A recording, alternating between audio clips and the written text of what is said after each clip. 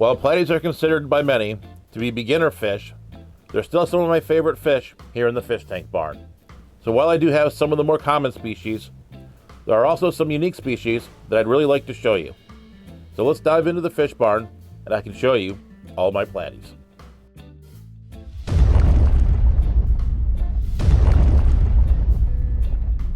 So let's kick off this tour with one of the quintessential fish in the aquarium hobby, the sunset Variatus Platy. I have this group of Variatus Platys in a 75-gallon tank with a large colony of Antinobius toweri, the blue-tailed Gadaeid, some mud endlers, and some Pseudomagil luminatus. This tank is heavily stocked with Java moss and is definitely due for a trim. It's just a lot of fun to sit and watch this tank and watch the fish move in and out of the Java moss and watch the fish interact with one another. Along with their beautiful orange coloration, the Variatus Platy is one of the most hardy aquarium fish in the hobby, handling a wide variety of temperature and pH ranges.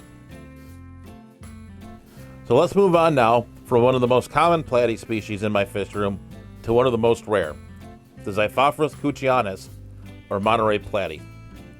While this fish doesn't have the colors of the Variatus, this fish is beautiful in its own right. Unfortunately, this fish has been extinct in the wild since the 1960s due to habitat destruction in its native Mexico. I do feel it's important that we as hobbyists do keep some of the more extinct and rare species around to ensure that we have them for the future. I keep this group of Couchianus in one of my typical 20-gallon tank setups with a gravel substrate, a sponge filter, and some plants. This tank is auto water changed a couple times a day as well, and as you can see, I've been successful in getting my Couchianus to drop some fry. I'm definitely excited to get this colony going and sharing this fish out to some of my fish keeping friends. Moving along to another 20-gallon tank, we have the Xiphophorus Evelynae, or Puebla Platy. This fish is found in the Rio Coacuilco basin in Puebla, Mexico. While this fish is not terribly colorful, I really do enjoy the splotched black markings on these fish and definitely think they're quite beautiful.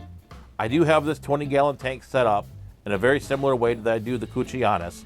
I just do not have as much plant cover as I do in the other tank. But that doesn't seem to matter since these fish have been dropping fry for quite a while now. I've definitely had some fun with this fish and definitely do think it's quite beautiful and really looking forward to getting it out to some more of my fish keeping friends. So let's add some color back into this tour.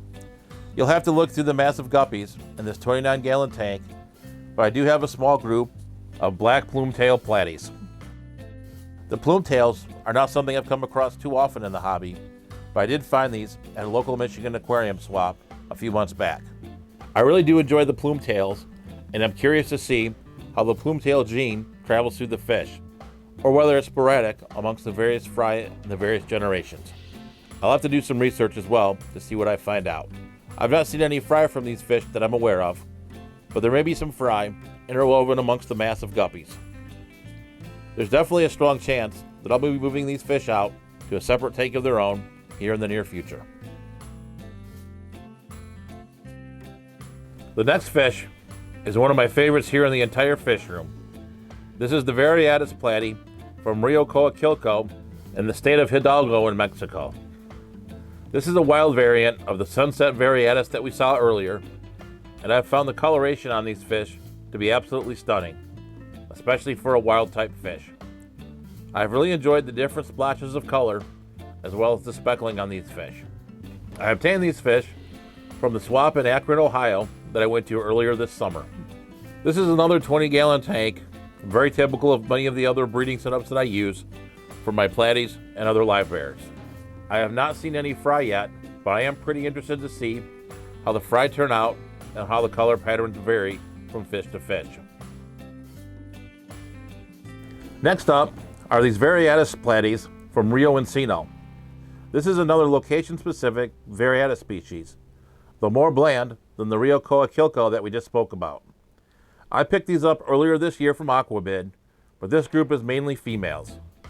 In talking to the seller when I purchased these fish, the dominant male will turn a more yellow color once the group's established. I do have these in another 20-gallon tank, but I've not yet seen any fry, but by the look of the females, it looks like it's getting close. So definitely excited to see this colony get going and seeing what comes of it.